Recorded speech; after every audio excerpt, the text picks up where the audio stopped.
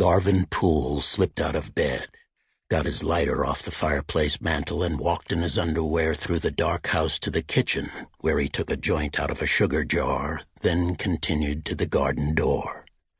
He opened it as quietly as he could, but it chimed once, not an alarm so much as a notification. He stepped out onto the patio and continued along the flagstone walk to his workshed.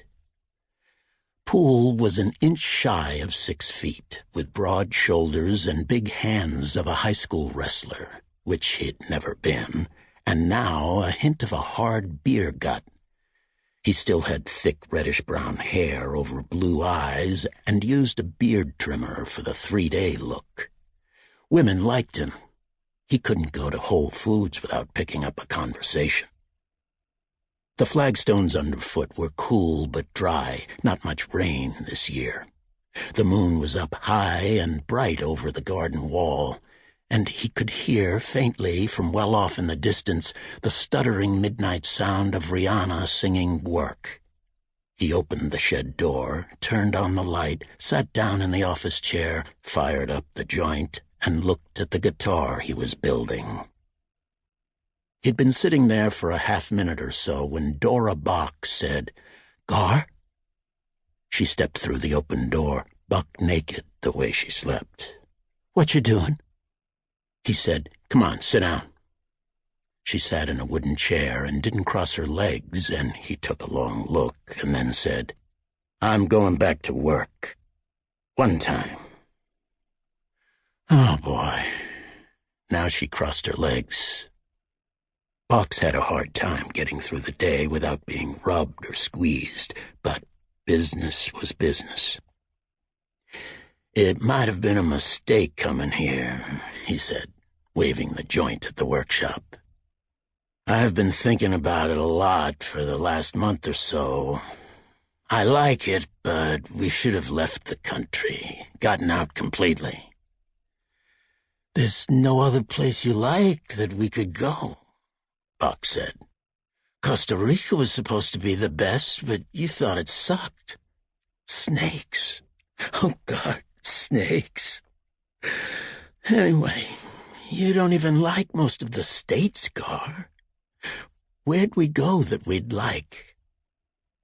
He shook his head. "I don't know. Someplace crookeder than here." "You know a place crookeder than Dallas?" "Sure. There are places in this world where you can pay the cops to kill people for you," he said.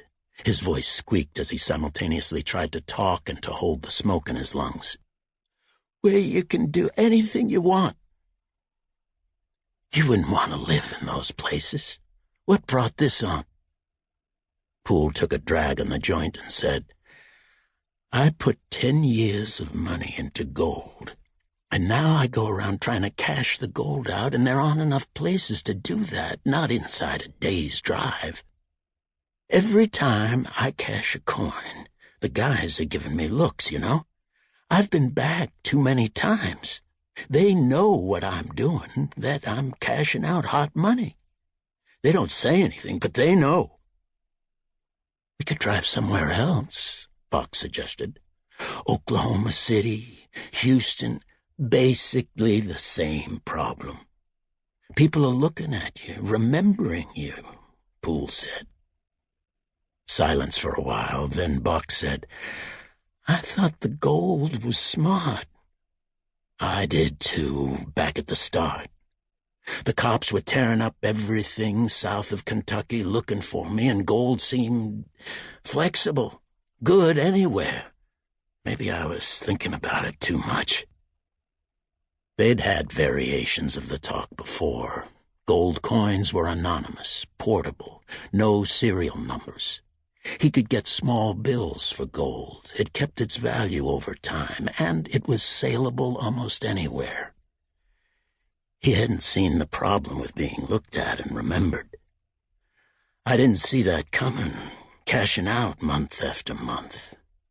We need 10,000 a month to keep our heads above water.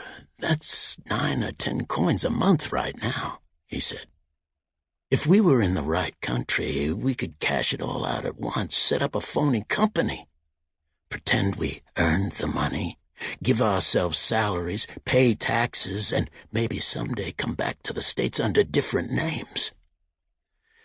Sounds sketchy, she said, and give me a hit.